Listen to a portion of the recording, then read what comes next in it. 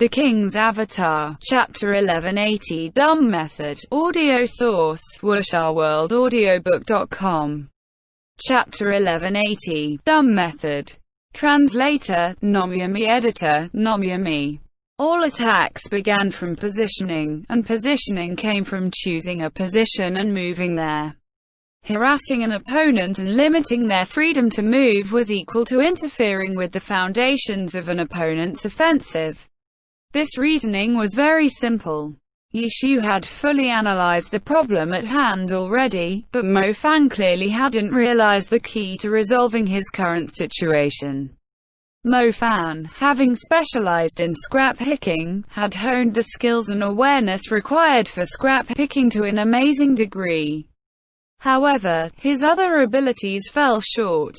After growing happy, he relied on self-teaching due to his loner personality. Now, he was a registered pro player. His abilities were special in their own way, but Mo Fan was still greatly lacking a lot of theoretical knowledge. In addition, Shin-Mo-Yun specialized in this sort of foundational skill, which was something easily dismissed by others. No reports had ever highlighted this ability of his. Yishu and the others had also never noticed during their limited preparations. It was only now, at the match itself, that they noticed. He's so hard to deal with, I can't shake him off. Mo Fan currently had that vague idea. The reason why he was hard to deal with and impossible to shake off eluded him, and he didn't even think to try and find it. His thought process was rather simple, just to run and shake him off. Deception kept running, but -9 degrees was like a personal satellite, always following him and suppressing him with bullets. This idiot. Chen Guo watched anxiously. Mo Fan was currently just challenging Shin-Mo-Yun to a contest of movement. If Yishu dared to say that Shin-Mo-Yun would be unbeatable at such a competition, then it was clear how large the gap was between the two. If they continued like this, would Deception be defeated by Shin-Mo-Yun with this amount of health? Tang Rou had been defeated in the first round and, to her, this was a huge disappointment, because her goal was to accomplish a 1v3. However, in the group arena, leaving the opponent with 11% health left wasn't bad. However, Happy's second player didn't seem to have any way of dealing with this remaining 11%, and that was no good at all. Calm down. He's not as stupid as you think, Yishu said, watching the match. What? Chen Guo didn't understand. He's saving his skills, Yishu said. What does he want to do? Chen Guo didn't bother guessing and asked directly. Her answer came in the form of a sudden change in action from Mo Fan. Attack. A full frontal assault. Ninjas were designed as a rogue-style class, talented at ambushing and assassinating. Currently, he was acting more like a main DPS, using brute force. Smoke bomb, substitution technique, shadow clone technique, storm shuriken. 1 ninja tool, 1 disruption skill, 1 disruption plus movement technique, 1 projectile. Finding an opportunity, Deception unleashed 4 consecutive skills. -9 degrees movements were still not disrupted. Mo Fan had never noticed that it was -9 degrees movements that were causing him trouble, but the purpose of these 4 skills wasn't to disrupt his movements. These 4 skills were just to create an opening. Ninja arts, shadow dance. The 4 skills were just to create a chance for this powerful skill. Deception quickly leapt to -9 degrees side. -9 degrees moved about the encirclement. His precise choice of pathing and positioning were just starting points while on the offensive, but when on the defensive, they were sometimes everything. -9 degrees was actually able to dart out of the encirclement. However, it had cost him. His health had fallen even further. Deception's offensive didn't end there. Attack, attack, attack, relentlessly attack. The health of both sides were dropping. Deceptions might be depleting faster, but negative 9 degrees had started with less health.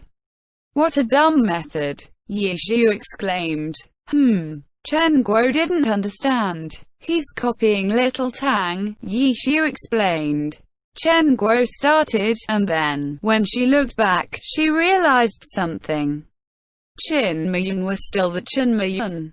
When he had fought Tang Rou, he might have won, but it cost him almost 90% of his health. It was clear that facing Tang Rou's style was still very stressful for him. Mo Fan couldn't find where the problem lay, but he had watched the previous match. He knew that with this way, he could lower the opponent's health. Thus, after saving up his skills, he launched a fierce offensive. He might have not be as intense as Tang Rou, but negative 9 degrees didn't have much health left anyways. So this was the dumb method. As Chen Guo thought to herself, she glanced at Tang Rou who was next to them. Was Yishu's analysis of how Mo Fan should deal with Qin Miyun for Tang Rou to hear? In the end, Mo Fan won, but Deception had lost almost half of his health.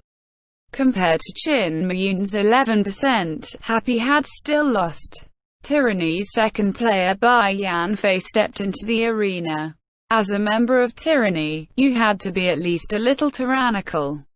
Bai Yanfei's Elementalist really shouldn't be called Rotor, but Cannon Tower. Elementalists didn't have as good of an attack range as launchers, but when discussing AoE, Magic won against technology. Out of all the light, dark, fire and ice elements, the character Rotor focused on AoE skills. When he charged into the middle of the map and didn't see Deception, he just unleashed a barrage of attacks onto the map and blasted Deception out of his hiding place before blasting him to death. Rotor didn't use up much health, but Happy was already at their last player, Steamed Bun.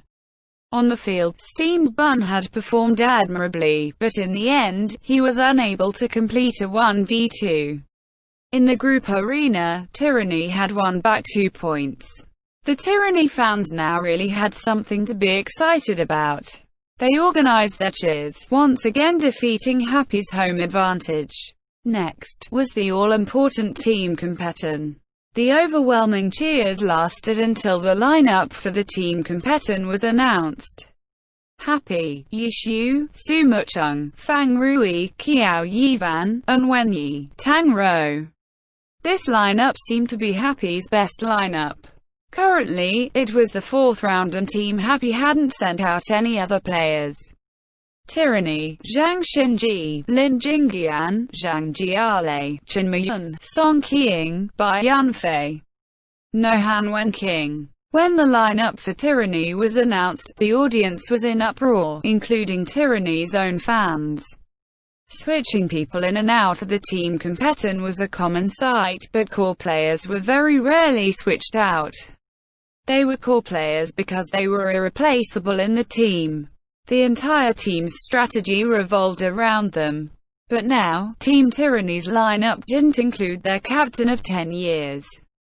In the post-match interview after round 3, they did say that they were going to introduce some rotation, but no one would have thought it would start from their captain, Han Wenqing. WuxaWorldAudio.com. They had switched in Song Qiang, who played the same class as Han Wenqing, who might have fallen in the individual competition, but he did rather well. He was one rookie that people would be keeping an eye on. Discussions arose. Was Tyranny already transitioning between a new and old core player? If even Han Wenqing was beginning to back down, then what about Zhang Jiale? Or Lin Jingyan? The entire stadium was filled with whispers as the players met center stage to shake hands. How come old Han isn't playing? He afraid? Yishu asked with a smile.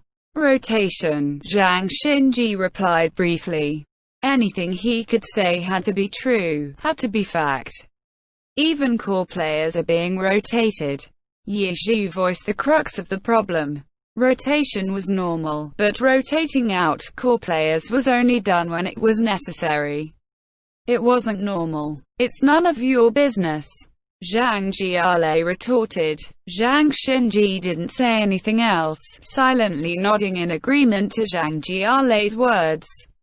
Since it was none of their business, there was no need to explain.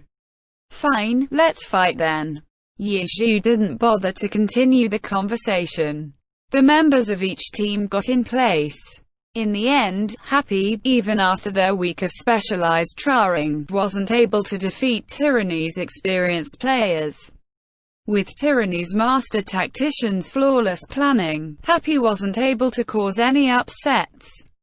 In the team competition, Tyranny won against Happy, garnering another 5 points. After losing all 3 points in the individual competition, Tyranny won the group arena and team competition, turning the tides and winning Happy 7-3. There was no need to talk of how excited Tyranny's fans were. As for Happy, disappointment was inevitable, but their spirits weren't all that low, since after all, Happy's loss wasn't too ugly. The only awkward aspect was that Tang Rou, who had said she would complete a 1v3, had been defeated in the very first round. However, Tang Rou wasn't very well liked among Happy's fans either recently. Most people didn't mind seeing her fail. Not many people would feel sorry about this. In the post-match interview, most of the questions were about the 1v3, as expected. Tyranny replied with the attitude they always had and showed their support to Tang Rou's promise. This answer clearly wasn't something the media wanted. Currently, very few media outlets were on Tang Rou's side. The more mockery they could get from other team, the better. In Happy's press conference, Tang Rou didn't attend, but they couldn't escape these sorts of questions. However, the reporters really stood no chance against the few that attended. Especially that Wei Chen, who didn't even play during today's match, spewed out words at the press conference he somehow got to attend. The questions surrounding the 1v3 had been somehow swerved off topic to the alliance of the past. He had rambled for 10 minutes and the reporters were all at a loss. Happy and Tyranny's match had its spectacular moments, but nothing that could really be written about. It was Tyranny, with their rookie replacing their core player captain in their team competition, that became the center of discussion. The most popular match of the round, Blue Rain vs Samsara, had finished by then as well. Blue Rain, challenging Samsara in an away game, didn't manage to halt Samsara's momentum in the end. The final score was set at 3-7. Blue Rain had gained a point in the individual competition and 2 points in the group arena. In these 2 consecutive rounds, 1 home game, 1 away, both against the powerhouses of the alliance, Samsara had truly been tested and passed these tests. Who could stop Samsara's advance? This became a hot new topic. Tyranny had fallen, Blue Rain had fallen. Who was next? Tiny Herb or Windhowl? End chapter.